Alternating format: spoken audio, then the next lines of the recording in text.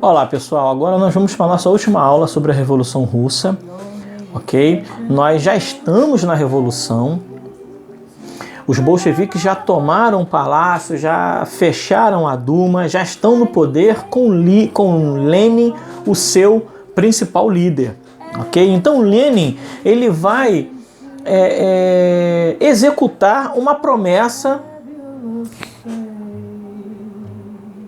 Olá, gente, agora nós vamos falar... Olá, gente, agora nós vamos... Olá, pessoal, agora nós vamos para o nosso terceiro vídeo sobre a Revolução Russa, ok? Nós já estamos na Revolução. Os bolcheviques já tomaram o poder na Rússia e Lenin vai pôr em prática as suas promessas, ok? Ele vai legalizar a posse da terra, ok?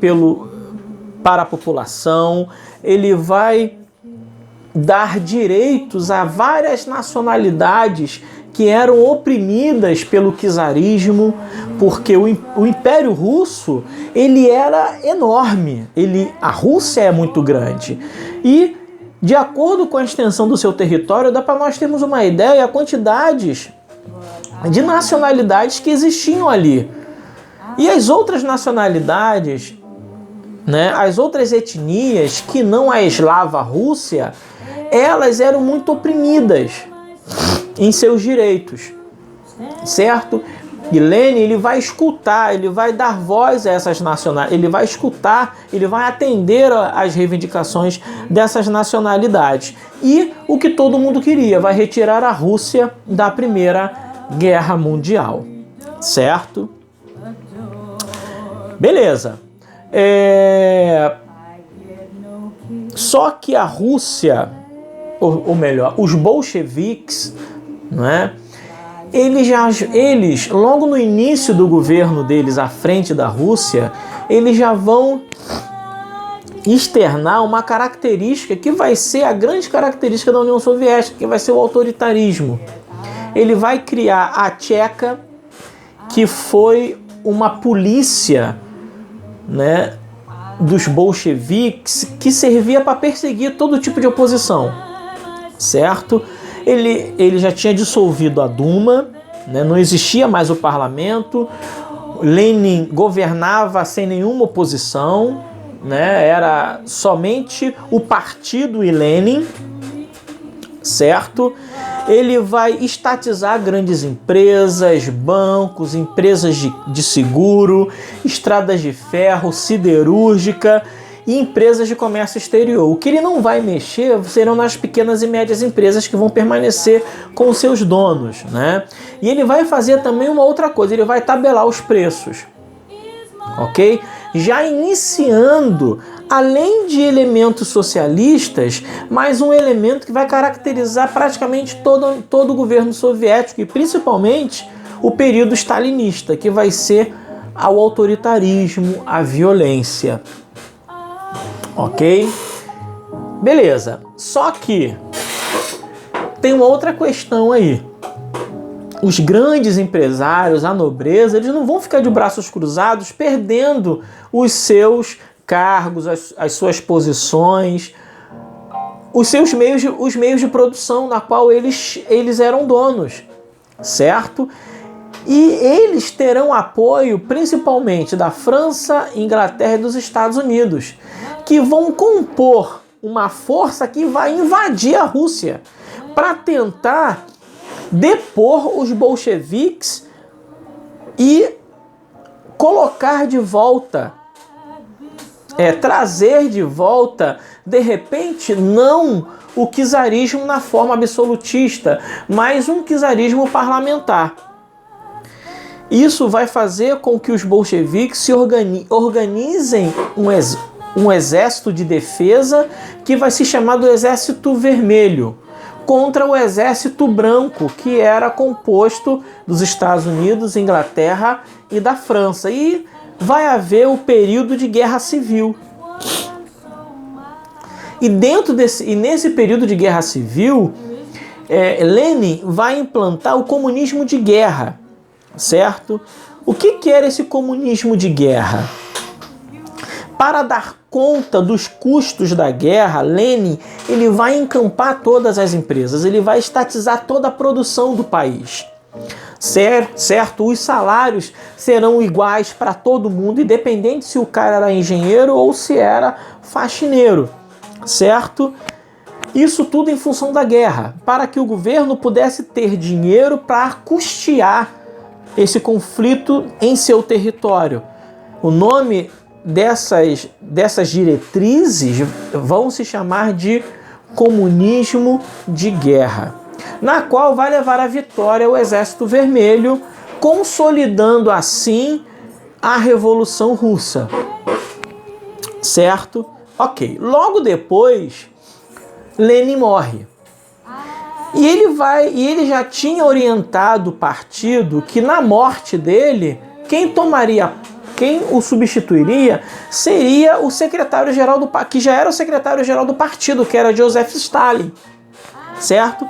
Quando Stalin ele toma o poder na Rússia, na União Soviética, ele começa a perseguir os seus opositores, e principalmente Trotsky, que era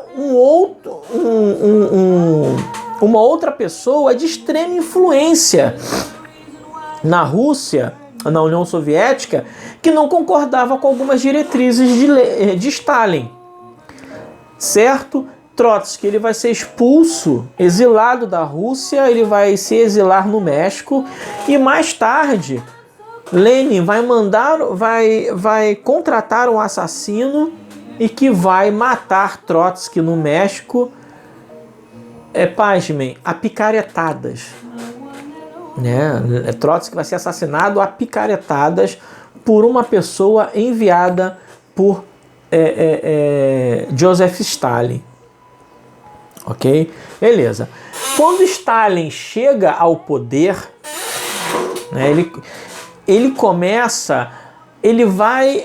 um dos seus primeiros planos vai ser um plano econômico para tentar resgatar a economia da Rússia, que estava saindo de uma guerra civil. Certo? O nome desse plano vai se chamar de plano quinquenal ou planos quinquenais. Que esses planos quinquenais compreenderão a coletivização da agricultura, e esse processo de coletivização da agricultura vai ser muito violento. Por quê? Vocês se lembram que assim que acontece a Revolução Russa, Lenin promove a reforma agrária? Vai dividir terras, principalmente terras que eram da igreja, que eram dos nobres, serão distribuídos entre a população. E essa população irão construir suas fazendas ou seus sítios, irão começar a produzir. Só que, com o processo de coletivização da agricultura, essas fazendas serão encampadas de forma violenta das mãos dos pequenos agricultores, das mãos dos pequenos fazendeiros. Certo? Um outro elemento, um segundo elemento e último importante desse plano quinquenal vai ser a valorização da indústria, do processo de industrialização.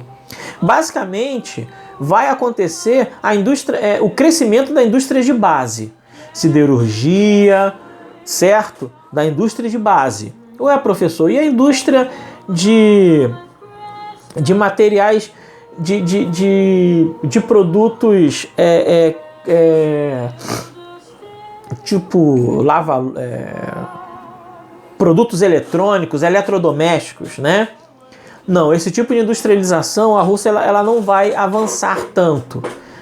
Pasme, ela vai precisar importar esses produtos. Mas a industrialização ela vai acontecer em grande medida nas indústrias de base.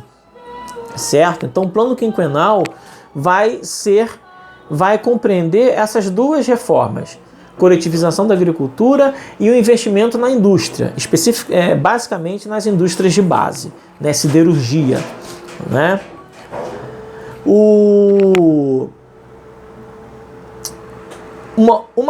Agora, a característica não mais da economia, mas da política de Joseph Stalin vai ser uma política, desculpa, é um caminhão passando aqui na frente da minha rua. Vai ser uma política caracterizada pelo socialismo soviético, né? Que tipo de socialismo soviético vai ser esse que vai caracterizar o governo de terror de Stalin? Estatização da economia, suspensão da economia de mercado, planejamento econômico estatal, sistema de partido único, perseguição policial à oposição e coletivização da agricultura e a censura. Ok? Beleza. Ah, professor, então a União Soviética não foi um mar de rosas. Foi muito violento, foi. Principalmente no governo de Stalin. Ele prendeu, mandou torturar, matar milhões de pessoas. Milhões de pessoas foram presas na Sibéria, foram torturadas. Foi um regime... A União Soviética, ela foi um regime totalitário. Não foi só... A gente fala de totalitarismo alemão com o nazismo, totalitarismo italiano com o fascismo, mas nós vamos ter o totalitarismo também soviético, que vai ser todo o governo da União Soviética, toda a existência da União Soviética, da Revolução até a queda da União Soviética lá no final do século XX. Certo? Então, Stalin foi um ditador? Foi. Matou mais pessoas do que a Alemanha nazista? Matou. Embora os períodos foram menores. A Alemanha nazista ela esteve no poder quase 20 anos. O período stalinista vai ser um período maior, principalmente se nós formos levar em consideração o período soviético. Mas isso não exime de nomearmos o governo soviético de governo totalitário, violento, e Stalin de um ditador sanguinário. Não exime. Ok? Mas houve avanços? Houve. Houve avanços na sociedade soviética nesse período, né? Ou seja, ascensão social nas cidades, não tanto no campo, mas nas cidades sim, porque foi investido em infraestrutura, né? As mulheres vão ter seus direitos reconhecidos, elas não vão mais ficar à mercê dos pais e dos esposos, né? O analfabetismo vai cair drasticamente, vai haver investimento e uma melhora significativa da saúde, da educação e da habitação. Todos terão uma casa, né? Mas o terror por parte das violências, da censura, das mortes, ele vai ofuscar esse outro lado que foi bom do governo soviético. Então a gente pode caracterizar e deve caracterizar o governo soviético como um governo extremamente violento e ditatorial. Tá? Ah, uma coisa que eu esqueci de falar. Ok?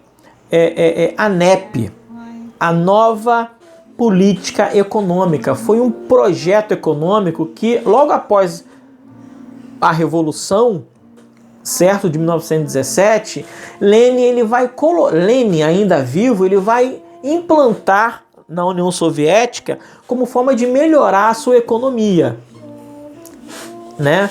Na verdade,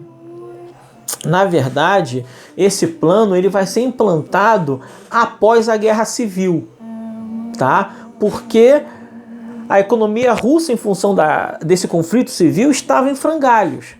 Certo? Então, o que Lenin ele vai fazer? Ele vai voltar atrás nas reformas socialistas. Ele vai retornar à economia de mercado. Ele vai atrair empresas estrangeiras, na qual não irão muitas, né? Basicamente nenhuma empresa estrangeira vai para a Rússia, justamente por medo, né, dos efeitos da Revolução. E as empresas, todas as empresas que Lenin tinha estatizado, ele vai devolver aos seus antigos donos. Com que objetivo? De movimentar o quanto mais rápido a economia russa, né? De modo que ela saísse da crise quanto mais rápido, ok? Mas logo após a morte, né, de Lenin e a tomada do poder por Stalin, Stalin implanta os planos quinquenais, que vai definitivamente estatizar todas as empresas. Ok, gente? Então nós terminamos o nosso terceiro vídeo e último sobre a Revolução Russa. Eu espero que tenha ajudado aí, que ajudem a vocês, principalmente no Enem, tá? Um abraço para vocês e nós nos veremos nos próximos vídeos, na qual eu vou falar sobre crise de 29 e os movimentos totalitários. Um abraço para vocês e até mais.